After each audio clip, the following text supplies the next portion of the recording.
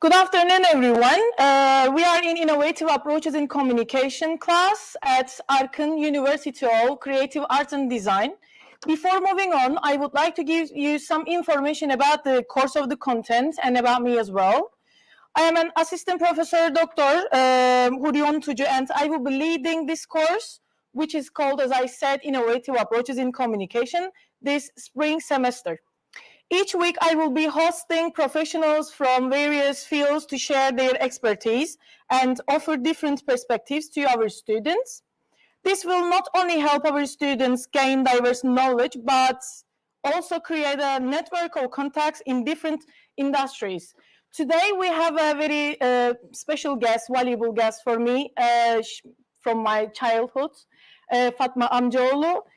She will be talking about advocacy for the child rights, and she's working in SOS, Children's Village North Cyprus. And before giving the floor to her, I would like to read her short biography to give some information about her background. Fatma Amcaoğlu has been working as the National Program Development Advisor, focal person in child safeguarding, National Alternative Care Advisor at SOS Children's Village, Northern Cyprus, since 2017. She completed her bachelor degree in psychology at Eastern Mediterranean University in 2014 and her master's in developmental psychology at the University of Dundee in 2015. She completed training on child protection and child safeguarding investigation process. In addition to this, she worked in the area of child rights and she participated in international advocacy network meetings. As an NPDA, she is working in the National Office of SOS and is responsible for the quality and standards in the frame of the SOS program by following up-to-date policies and procedures. As the NACE, she is working with the psychopedagogical team, which includes psychologists, social workers, and pedagogues to provide qualified family-like care to the children who lost their parental care for several reasons. She also has responsibilities in the area of advocacy for child rights in the organization. Now, I would like to invite our precious guest to give the floor to her, Fatma Amcaoğlu. Welcome.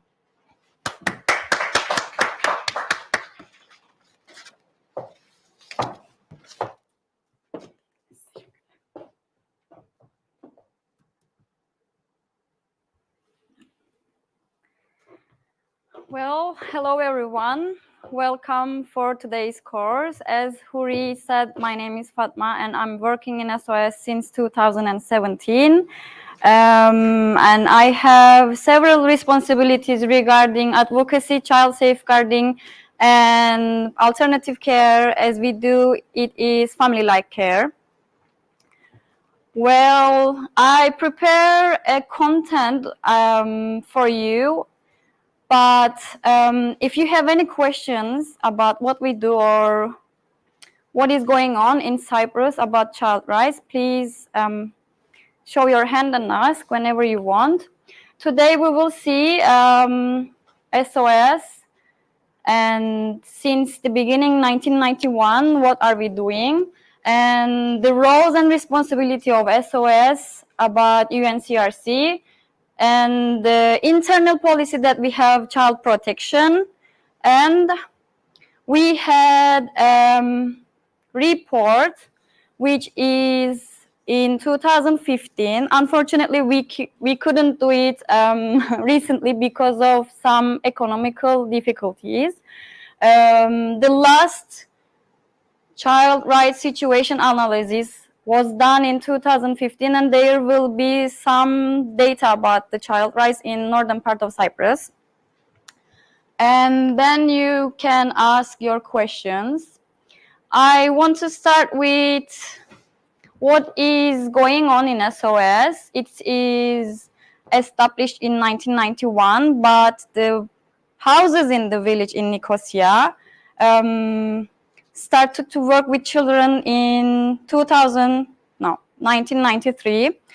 There were 6 houses in the beginning, but the number of the houses increased and then to 12.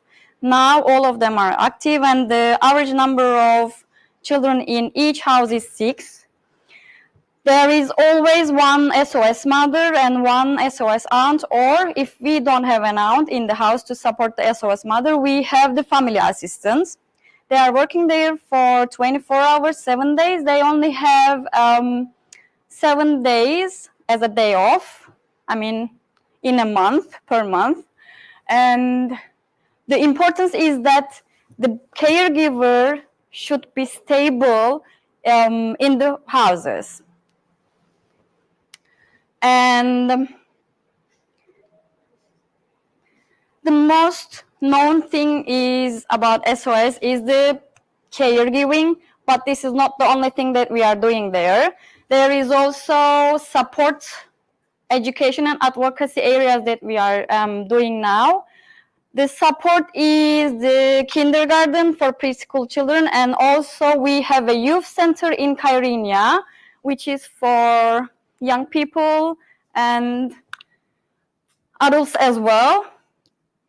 For advocacy, I will go in details a bit later, but for support, we also have family strengthening program since 2006. We support families and their children who are living in Nicosia, especially. We have partners. The municipality is one of them, and the social welfare system is our partner as well. The families should have some criteria to receive this support from the family strengthening program.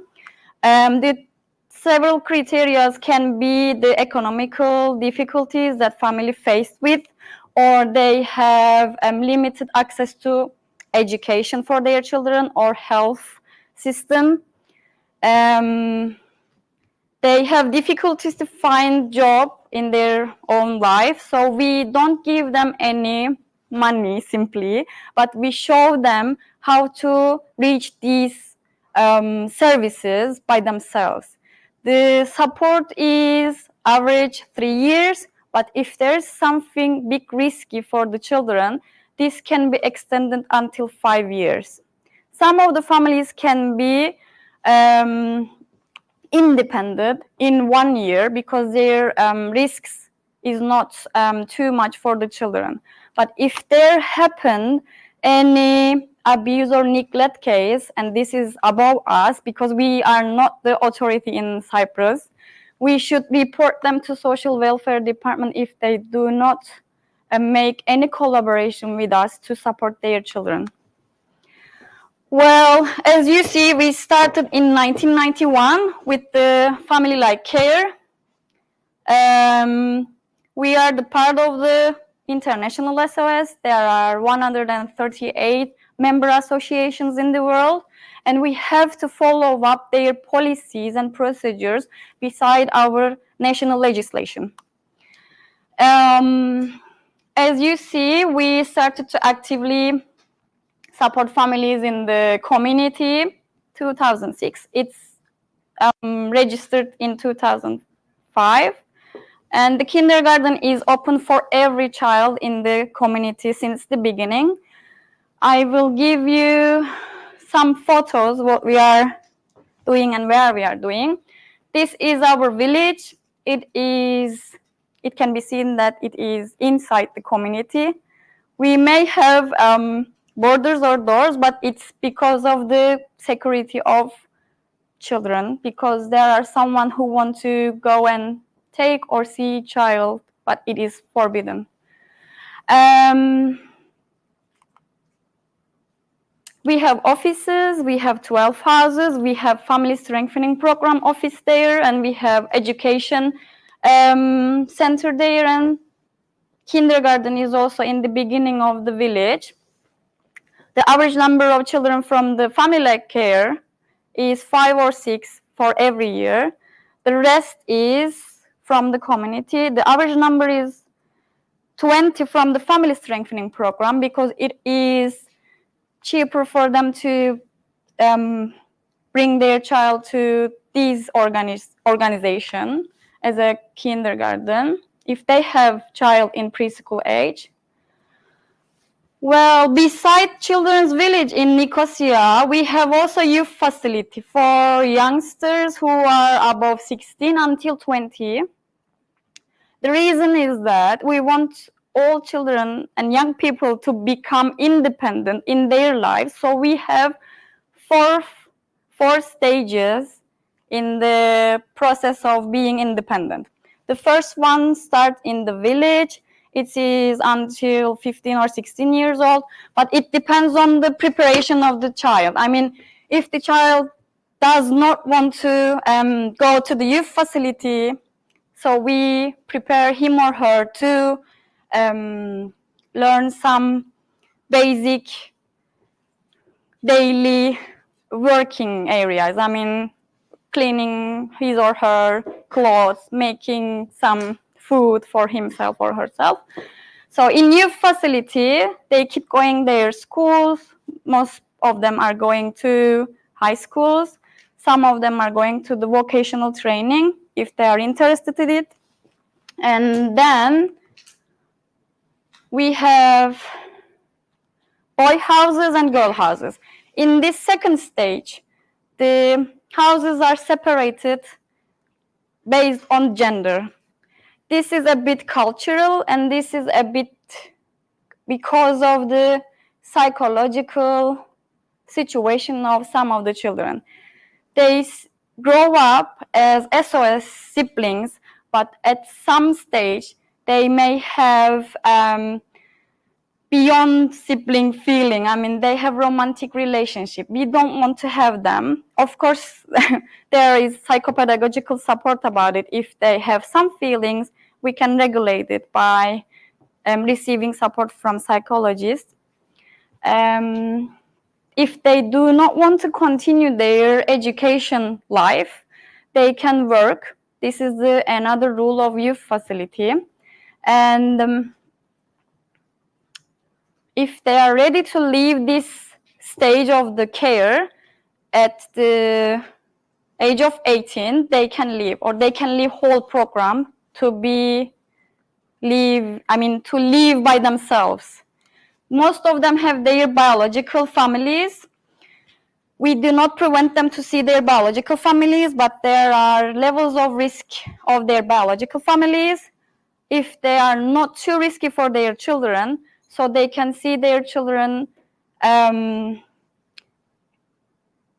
taking their homes in 15 days. But if they are risky for their children, they can see their children in village or youth facility or by calling them.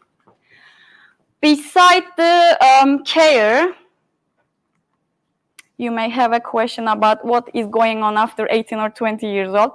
There is semi-independent living program. They have houses outside of the youth facility or the village. We can support them about the rent, pocket money, education. I mean, they want to continue their university life, that is okay. We can support them as well. If I give you an example, let's say they graduated from university and they are working. Now they can be independent in their life, and the SOS support stop at that point. But only the economical support, the psychological support is every time, for every time. The second thing is that I said you in the beginning that support as a youth center, we opened it in 2018 by taking a European fund, EU fund. Now it is still open for some courses.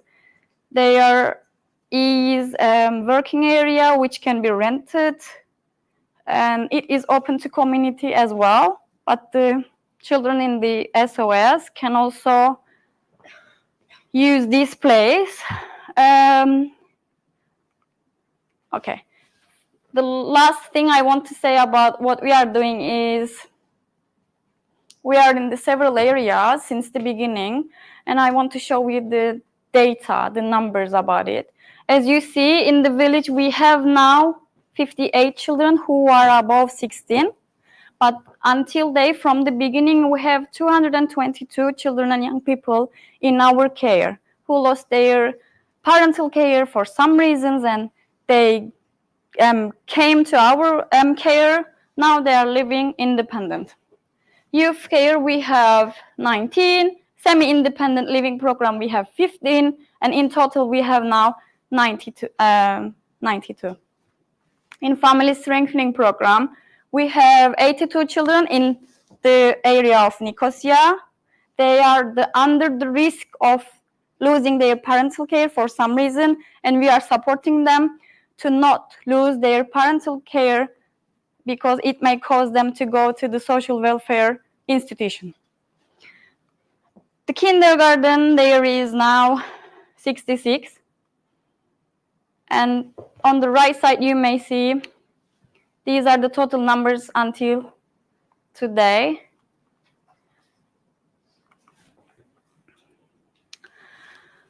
I want to highlight the advocacy actions that we do since the beginning. But we have some policies that we have to follow. As you see, we are doing this regardless the religion, race, gender, and gender. Something is wrong here. Gender differences. It doesn't matter where the child is coming from or which race or nationality. It doesn't matter. As long as the child is under protection of the authority, the social welfare department, and there is no other alternative care for the children as their biological families or foster care, the department asks from us to take these children to under our care and give them a long-term family-like care. But we are also advocating to other children in the community. Besides celebrating 20th of November, every year we want to do awareness raising activities. We are reaching children and young people in the community, in schools, and we are organizing activities and workshops for children and their families to highlight what is their responsibilities and roles about taking care of children. Well, in this one, you may see that UN Convention on the Rights of the Child. There are 54 articles in this document, and we should accept each and every person as a child who is under 18. But the cases in our country is that not like that. I will go to that as well.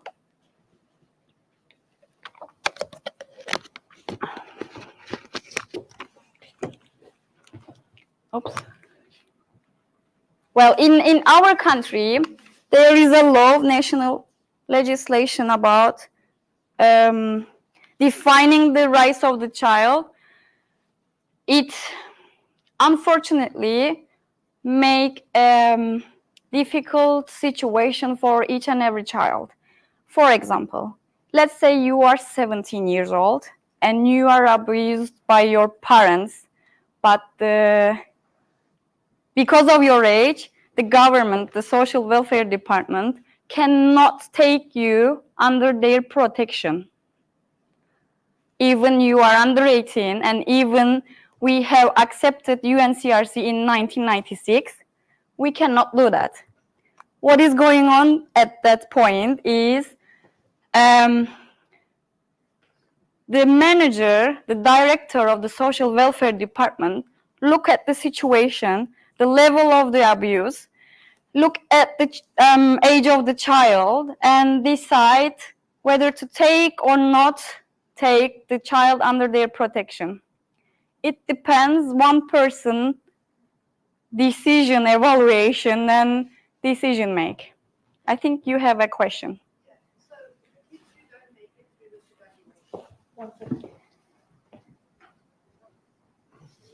evaluation, just the mic, yeah. Okay.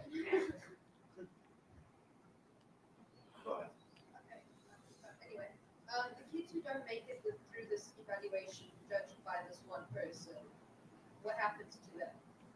They keep staying where they are, simply abused more and more if there's a risk. We are not the authority.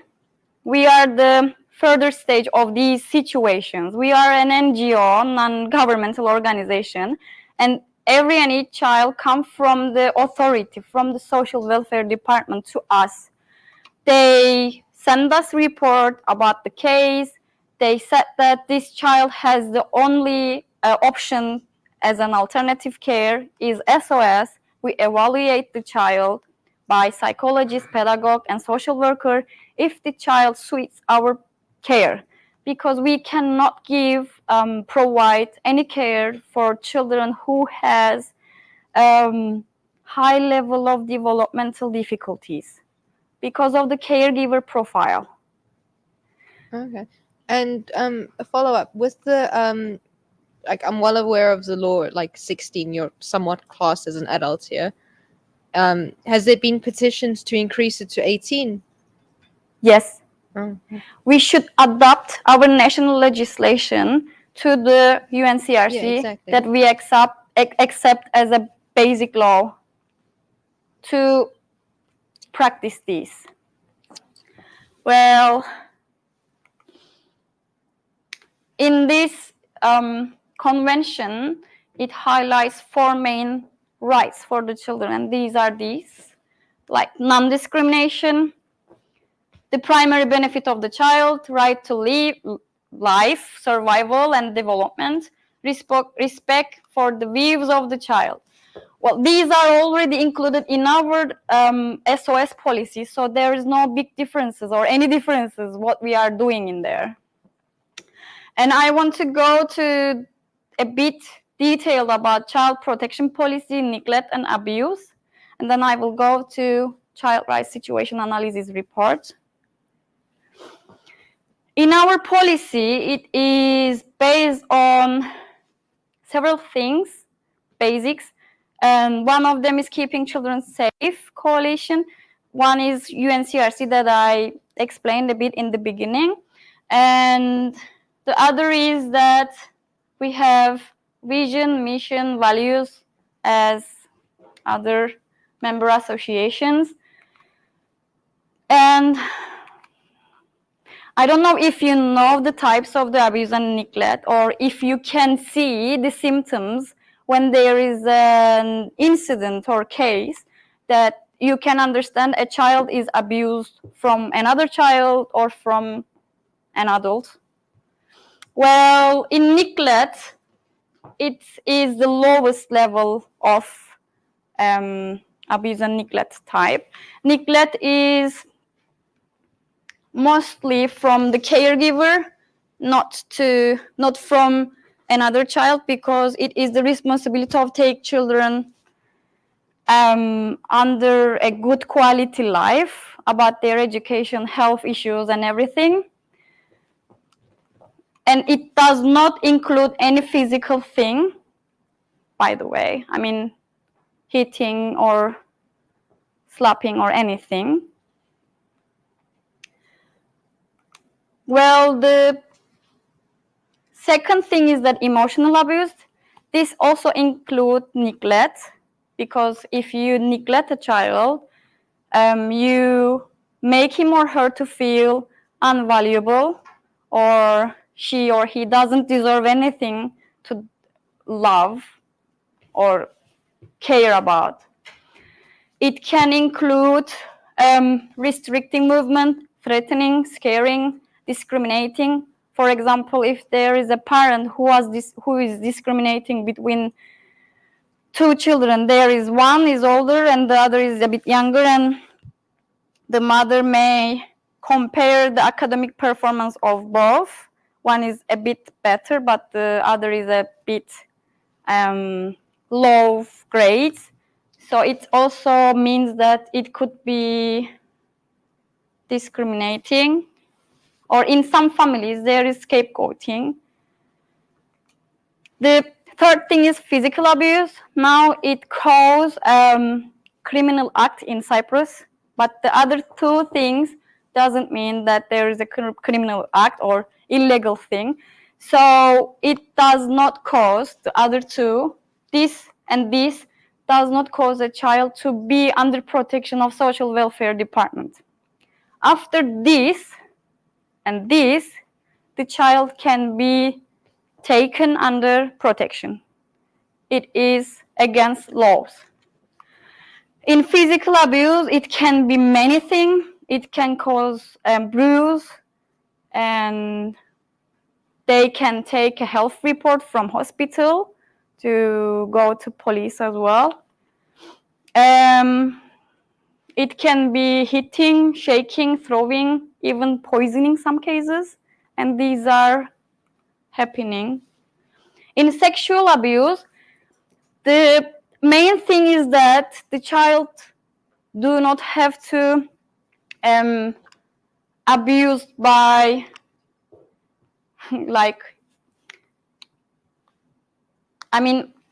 if a child, let me give you an example to make it clear. If a child see any pornographic activity from TV, from laptop, from any video, it is also cause a child to have this type of abuse. There is very simple thing. If a older child causes smaller child to see any pornographic activity, this is also a sexual abuse from child to child. Well, the fourth type that we have, neglect, emotional abuse, physical and sexual abuse, can be seen from adult to child, and child to child. But for some cases, if it happened only once and it is not severe, it can called as problematic behavior or inappropriate behavior. This is in our policy. Let me give you an example.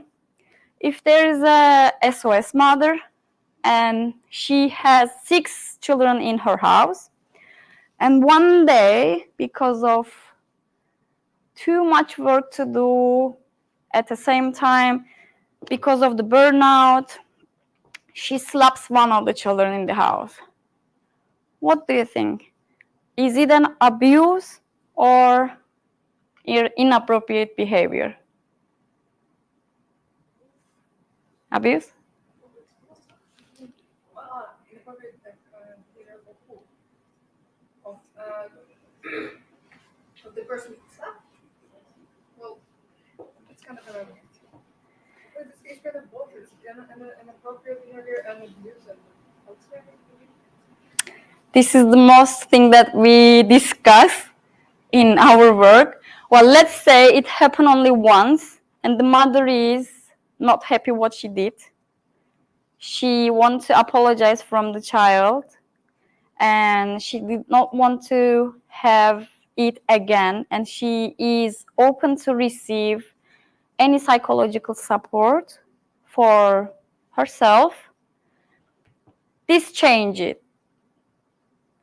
This make it inappropriate behavior, but the level of the slap is also important. I mean, it's like this. It can be okay, but it's like very harsh. It cannot be. Was this one working after this case? Was this one working with this kids after? Yes, but if it's not abusive, if it's an abusive behavior, it's also illegal. It's against laws because it's physical abuse. We can dismiss her immediately. Is this just an example, or it was just it was a case? It was a case. It can be a case, but it's. I mean, we have cases in past, but it is not happening in northern part of Cyprus. It can be happening everywhere. It's not about SOS as well. It can be happening in normal house as well. What do you do then? dismiss the mother of the child from the Yeah, house. of course. But if it's charity work or work these people getting money from, so like a mother. Oh yeah. That's why we have code of conduct, and that's why we have child protection policy. If it is happened very low and once, we can support this mother to not have such cases again. And we work both the child and the mother separately. So there's Because this mother can be a mother for this child for 10 years. she might be like a real mother. Yeah. It's so- not black and white. And kids can do have an opportunity to maybe say about this kind of cases. We have reporting channels as well. If nobody solved this case, let's say, but the child can report it. Okay, thank you. Can I ask? If a child will be under abuse and it will be witnessed, do you help to abandon? If child will be under abuse and it will be witnessed, are you helping to abandon, like give up on the parents? Like, does a child have rights to abandon his parents? Like, parents can abandon the child, but The children cannot go in other houses in the village. It must be stable. But if there is an abuse, the mother is the person who should be dismissed. Because we are there to take care of children, not the development of adults as mothers. Okay. It is also similar to child as well. It can be problematic behavior when there is a case between children. There could be bully between them. There could be a really harsh physical abuse between them. So if it is happened only once again, and if it is very low, we do not send children out of the village. Never we send them out of the village, but we create a protective environment for them inside their houses. If both of the children, let's say, living in the same house, they cannot change their houses, but we support each and every child who witnessed this or have been abused about it. With this child protection policy, we also, what I already told you, that reporting and responding, the reporter can be anonymous as well, even if it's a SOS worker or a child or someone outside of the village. We have reporting system. Every child has a trust person, and they choose the trust person. Beside these two, we have prevention and awareness activities to decrease the numbers of cases each and every year. The statistical information they are saved for archive and to prevent upcoming cases between children or from adult to children. It can be also external. Let's say we have a child in our care and he or she is abused in their school. So we can report the abuser to the Ministry of Education, or if the child is abused from the biological family during the visit, we can report this to the police and social welfare as well. This is our responsibility. The rest is the authorities. In Cyprus, do you know where can we report neglect or abuse in general? What?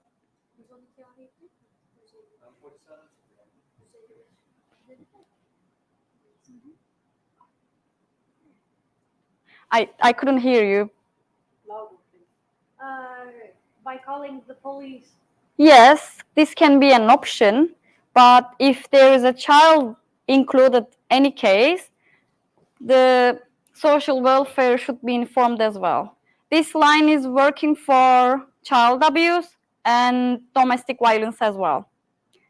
There is a social worker from the authority who answered the calls.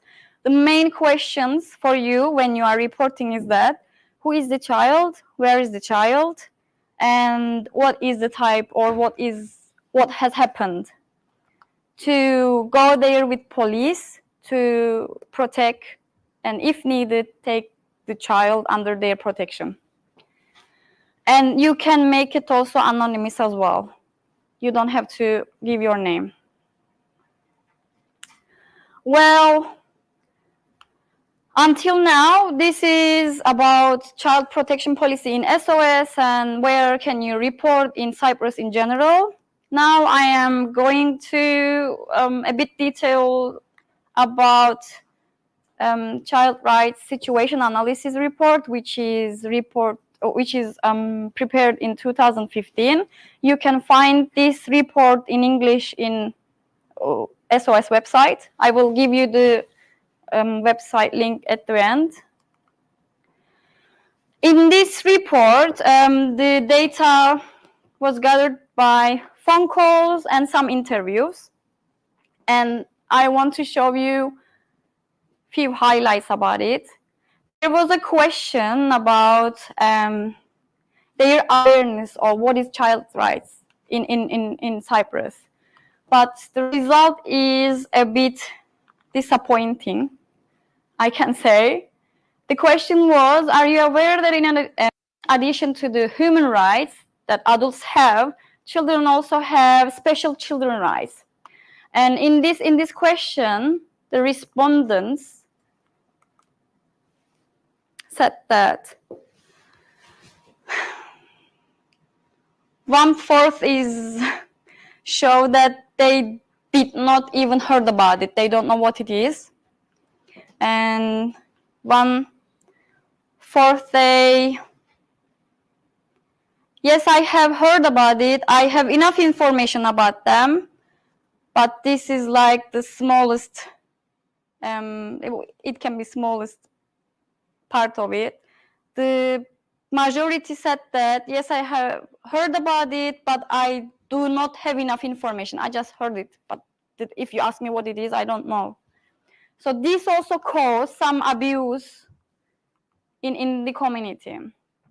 We also asked them what extent are children's rights respected in your neighborhood, and they said, I mean, almost 50% of the respondents said that children's rights were not given importance in their neighborhood. Yani,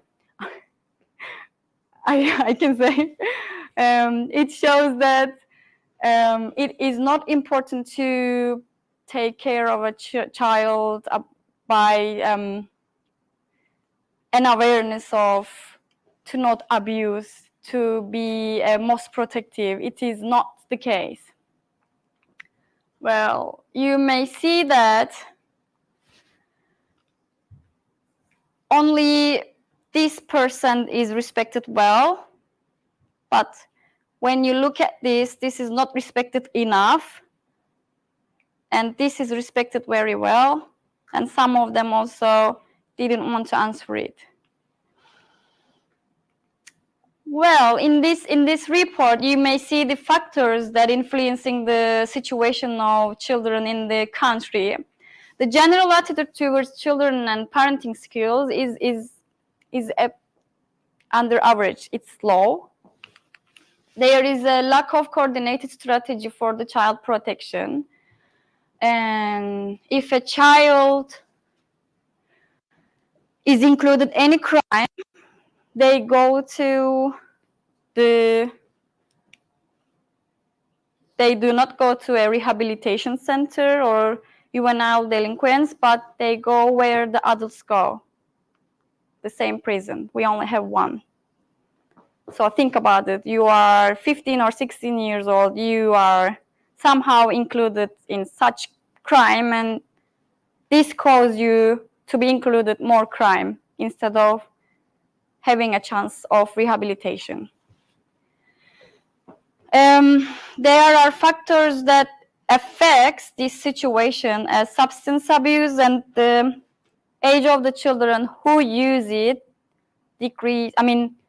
goes down.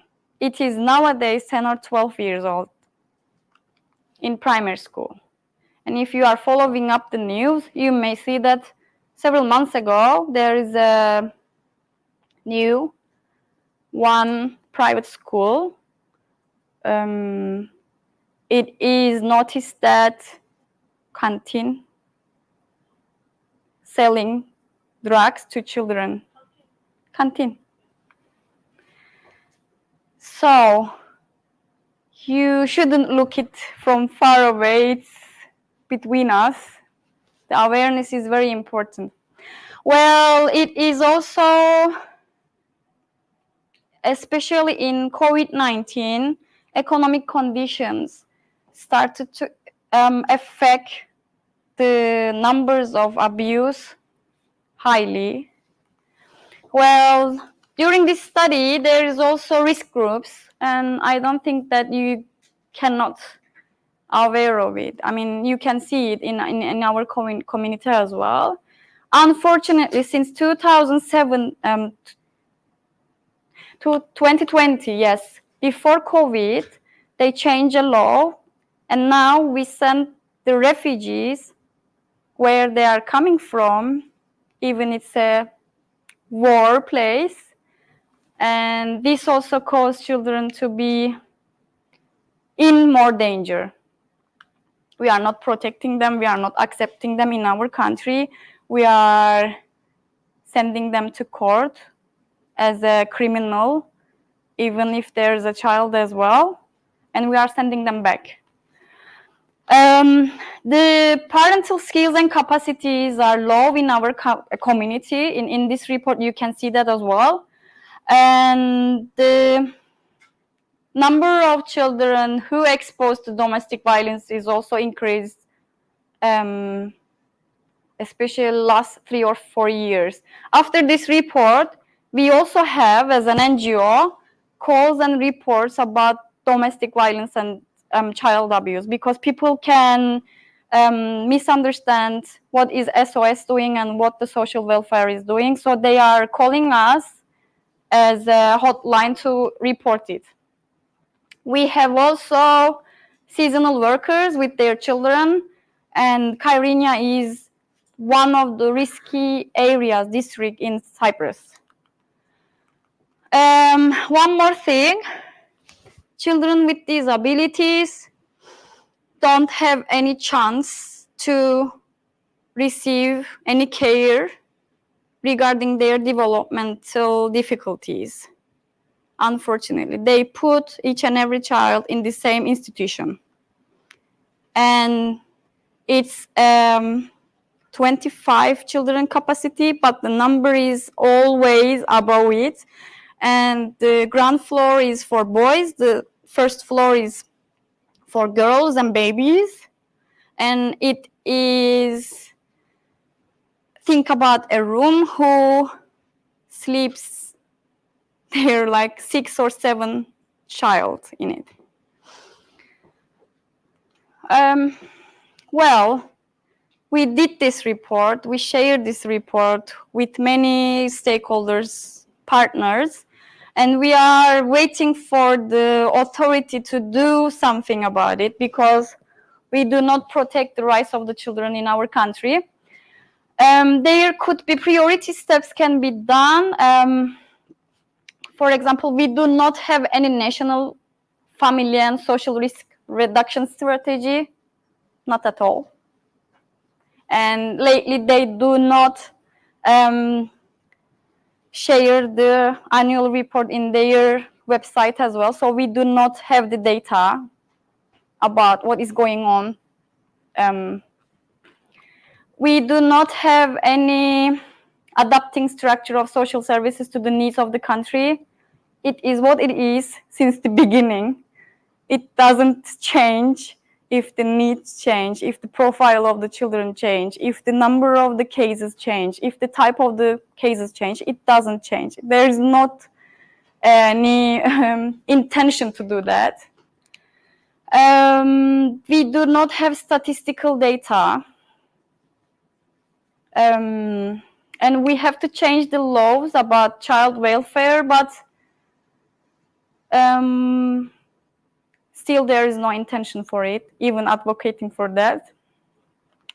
The fifth is like, I don't think the couple therapies or legal divorce proceedings can be initiated.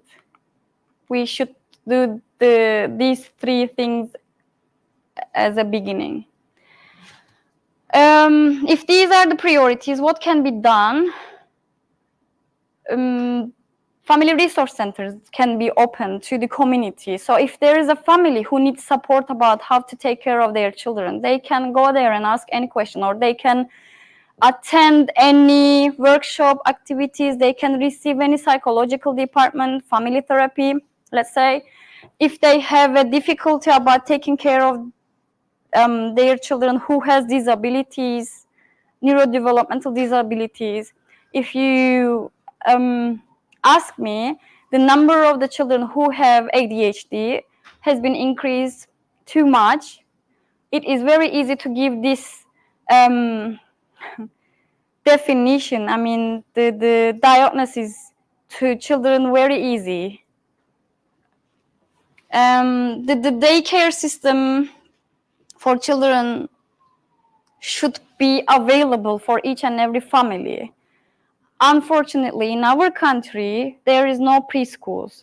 There is, but in some state schools, 1 or 2 in Nicosia district, but unfortunately, if you don't have any money to send your child to the preschool, so it means you have to stay at home to take care of him or her, or you should have another person as a caregiver in home when you are working outside of the house. We should have improved family strengthening programs in cooperation with municipalities, with other NGOs, because it affects positively the care quality of the families in the community. It prevents the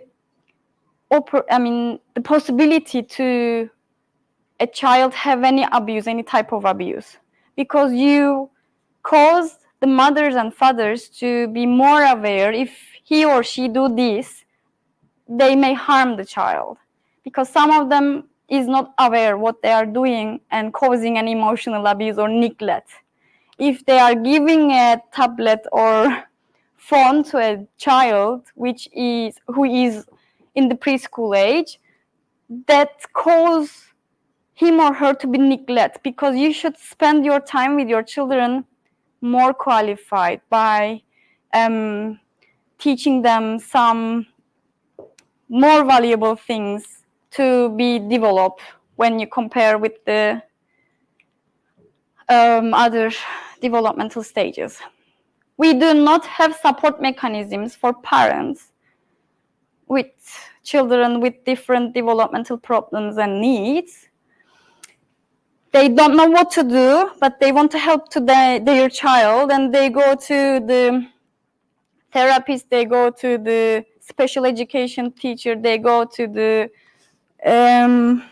let's say, extra additional course for him or her, but it causes the child feel more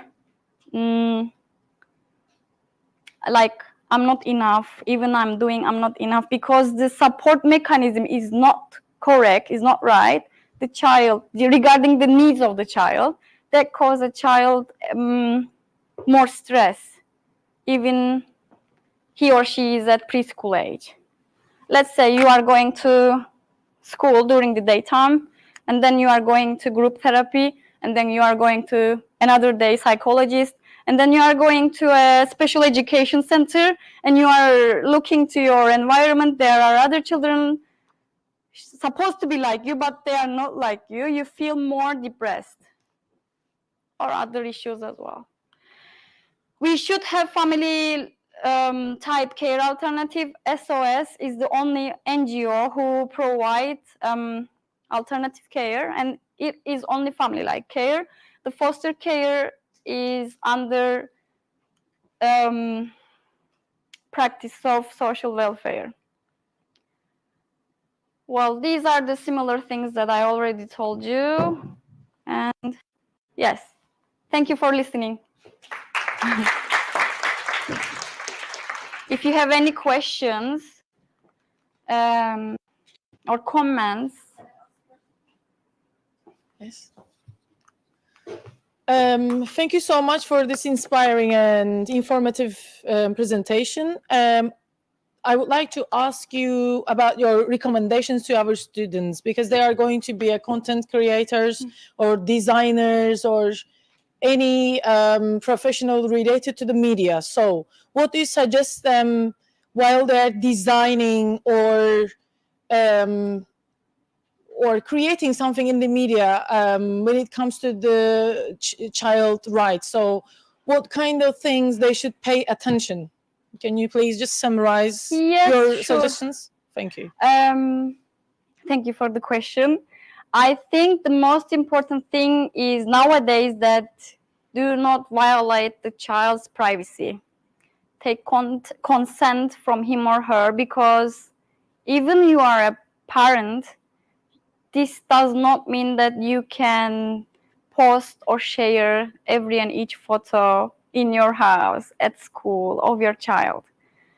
They will be an adult and they might not want to be seen like that. And there are some more risks as well. If you share these, it means that it opens for everyone. It is not happening in our country, as we know, although we don't have enough data, but you can cause to your child to be kidnapped. And there is a big bazaar of it in other countries. There can be found information in Brussels. There are other NGOs and they share information about this. So respect to the privacy of child. If we are doing that as well. We have a communication coordinator, and what she is doing that, telling the child what is she going to do. She wants to take the photo of him or her, and if you are telling a story about this child and the child doesn't want to be seen with his or her face, we can use like small, these photos are also similar like that. If we have the consent of the families of the child, we can do that. But if we don't, we can't do that. If we are gathering information about the child, we receive support from the psychopedagogical team. If the situation of the child is okay, then we contact with the child. If you are talking about the child in the community, you should ask to their parents and child as well. Thank you. Hello. First, I want to say thanks to you and your team. Sorry, I can't hear you. Okay.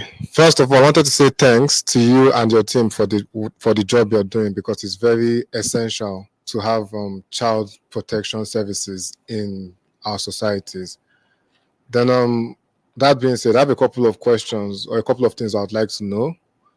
I can't hear you. I understand the first question. You ask let me give you the answer first of all. You ask me and clarify your question, because really it's. I didn't ask the question yet. Then I couldn't hear you then. Okay. Thank you for the presentation and everything, and he would like to ask you the question right now, I guess, right? Thank you very much. I can hear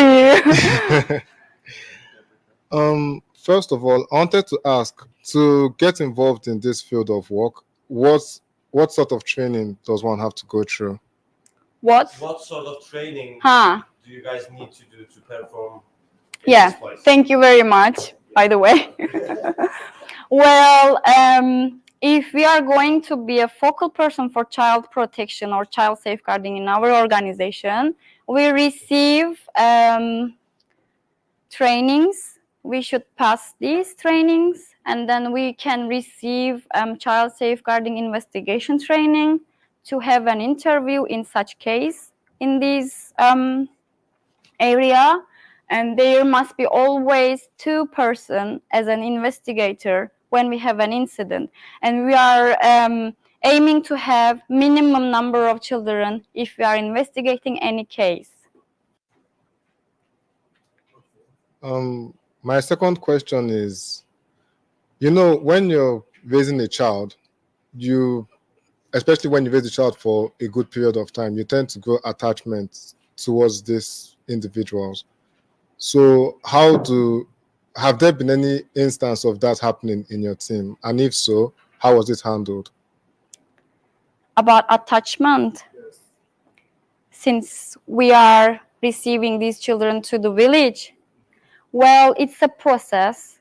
It's depending the willingness of the child. The child, I mean, did I understand you correctly? He asked, there is an unavoidable fact that at some point during this sort of crisis, a child that is being rescued grows attached to the people who are working in your facilities.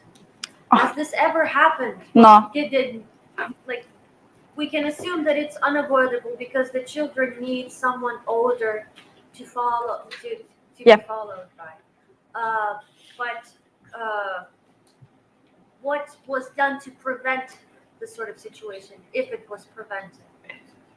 Well, there is no. So that, for example, the SOS mother getting attached to the child. Okay. Yeah, but by the organization representatives, have they done anything about the situation? What is if the mother is? If the SOS mother got attached to the kid. That's not a problem because SOS provides long-term care. And let me give you an example. We still have adults, now they are adults, but they were children in our care. They are mid-20s. They still come to the village to have simple lunch with their mother because the mother's still there. There's a mother who is doing this job for 20 years, and that child went there when he is 6 or a bit older, and during the care he become independent. Now he is working in another company, and some days he visit the house because the mother is still there. It's a healthy attachment. It's what the child basically needs in their life. I don't know if I understand it correctly because 3 of you try to explain me, but let me give you another example of what is not be done.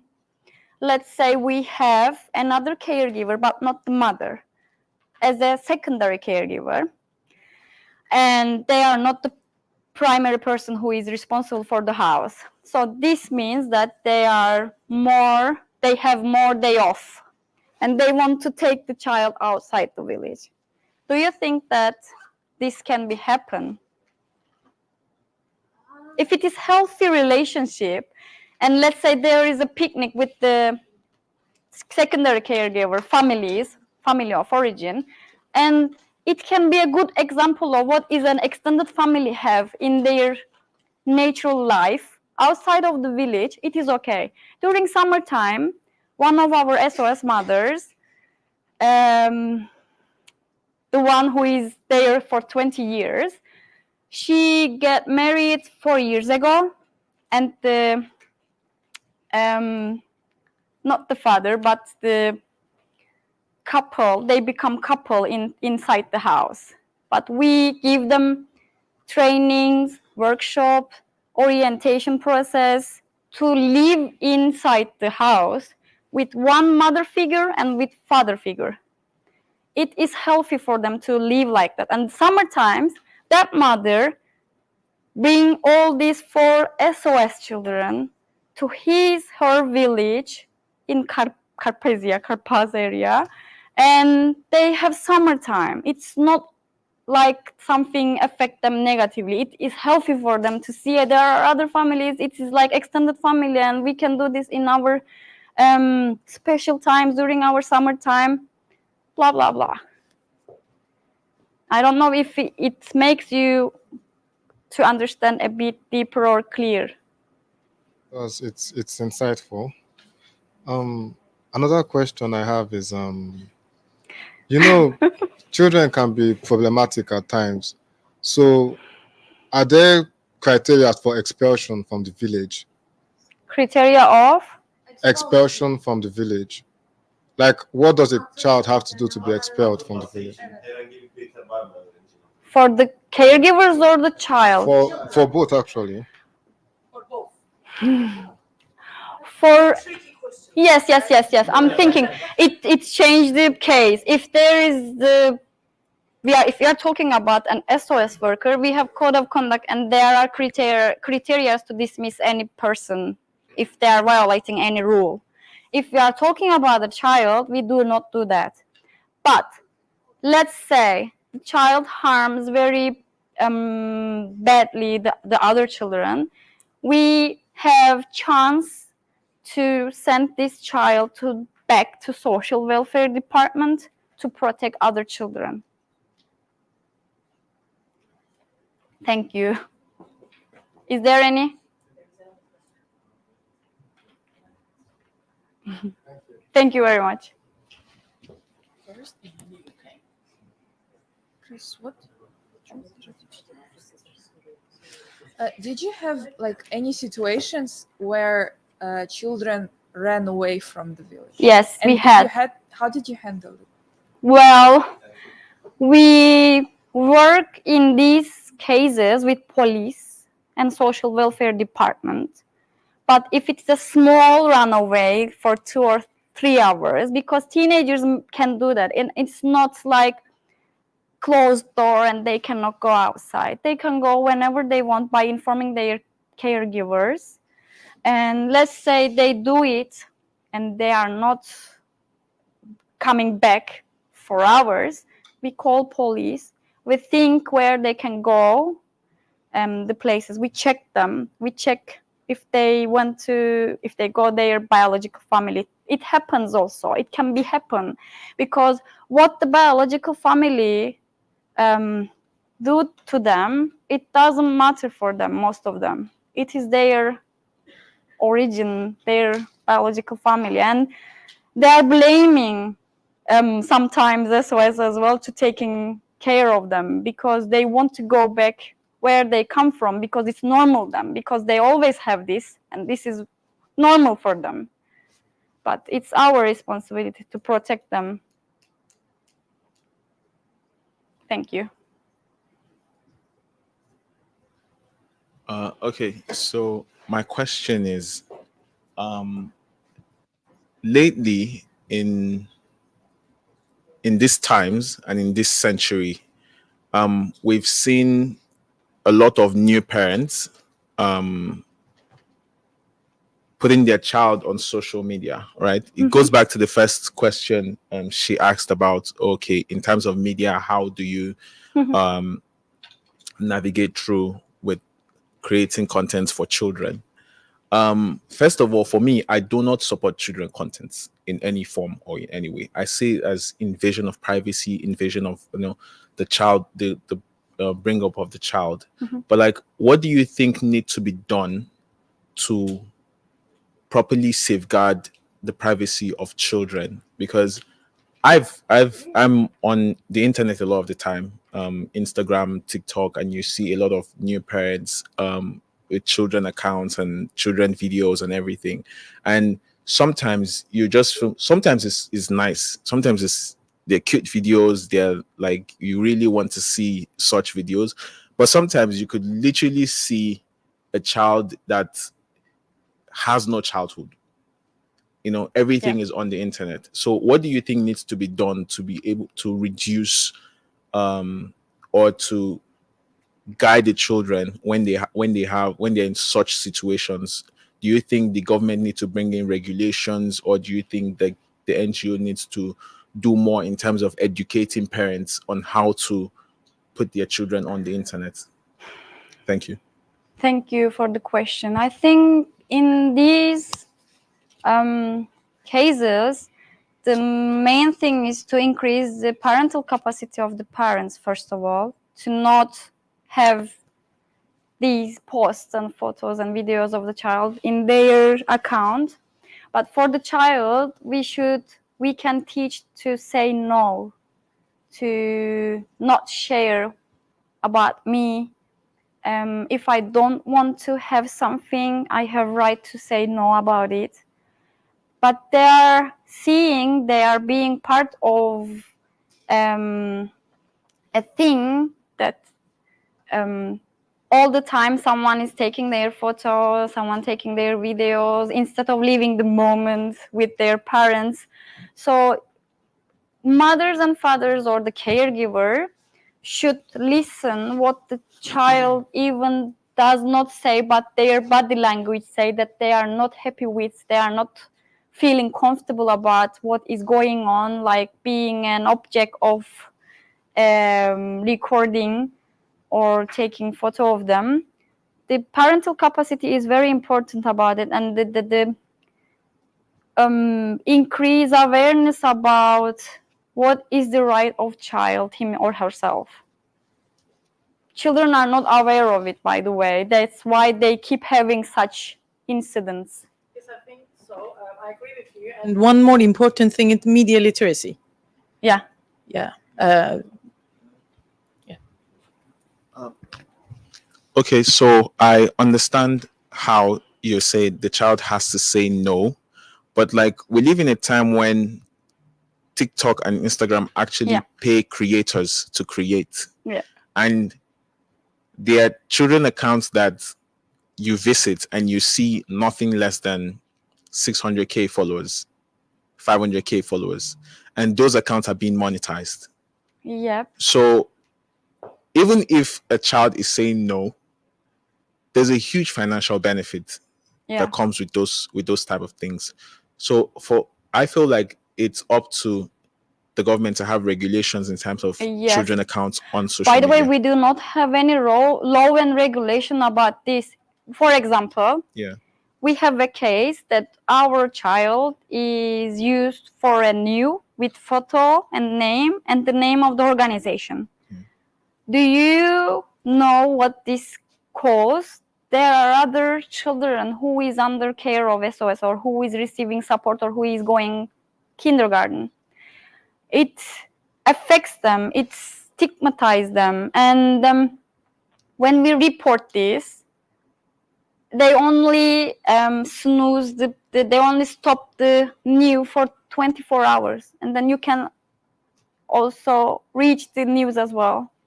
You should have a network, you should have a friend, let's say, to ask very please do not do this, you are affecting a child. You should have a chance to explain what this cause for a child, because the news still standing there, and let's say this child became 25 now and the information is still there. People can remember him or her like that. So we don't have any law or regulation. I'm not a lawyer, but you can ask to this. Thank you very much. Thank you. One more question, and we are about to finish, okay? Thank you so much for the seminar. I just wanted to ask, does your organization take donations, and how can people go about donating and stuff? Thank you for the question. We receive any donation. It can be second-hand clothes or food or money, and you can give your donation conditionally. I mean, let's say you want to support one child about an education area with this amount of money. You can do that. This is conditional donation. Or we have regular donations. If you want to donate regularly, let's say, and if you want to support one or two children for their health-related problems, you can do that. It depends how or what you want to do. And you can bring them to our village, to our youth facility, or you can do it online. You can see the donation types in the website as well. You can do it for once or regularly. Yeah. Thank you. Thank you. I would like to thank you for once more for being with us today, and I am just to move a bit. Yes, and I'm very. It was my pleasure for hosting you here as a childhood friend, by the way. And this is our certificate for you of appreciation. Thank you. Thank you so much once more. Thank you.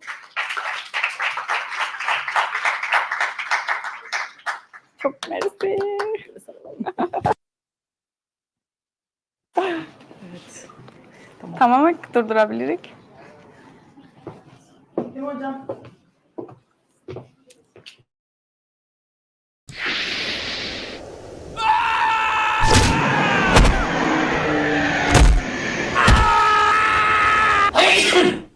Well, that was not a bad shot, but this is not how it all started.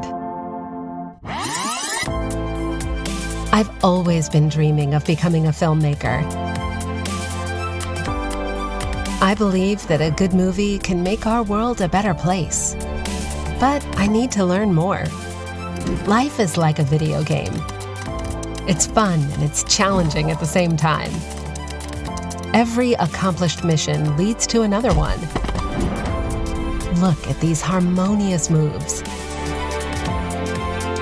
A perfect combination of mind and body, absolute freedom of self-expression.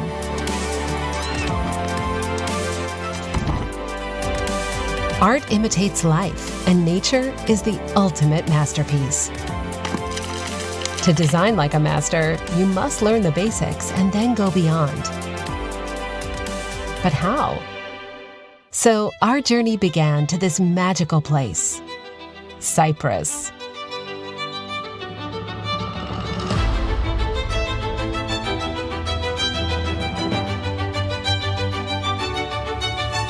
We found our voices. We heard each other's songs. We captured our moment, and we painted our lives. Not to mention the fun. We illuminated our future. We learned from the past. The craft and the knowledge came together to create art.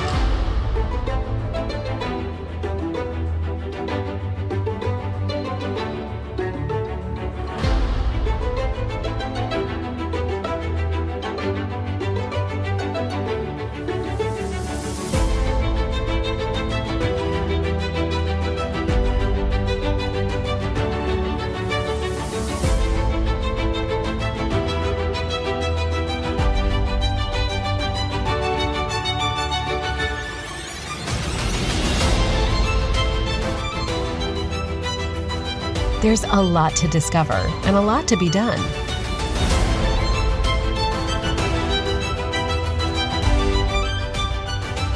We were taken by hand, one by one. The journey goes on, and the future is bright.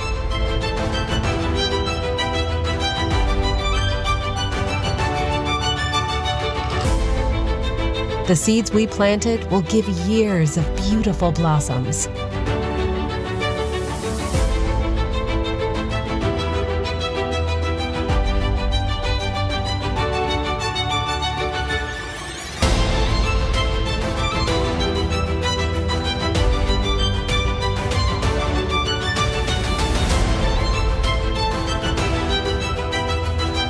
So our dreams came to life, and life became like a dream. The magic is real, only if you believe.